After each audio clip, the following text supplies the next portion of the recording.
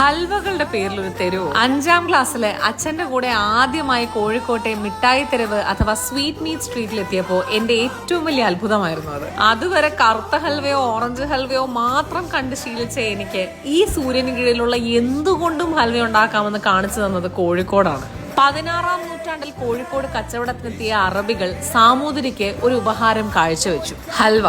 ആദ്യ കാഴ്ചയിൽ തന്നെ ഹൽവയോട് അനുരക്തനായ സാമൂതിരി കേരളത്തിലെ സുലഭമായ ചേരുവകൾ കൊണ്ട് ഒരു ഹൽവ പാകം ചെയ്യാനായി ഗുജറാത്തിലെ പാചകക്കാരെ മിഠായി തെരുവിൽ കൊണ്ടുവന്ന് താമസിപ്പിച്ചു.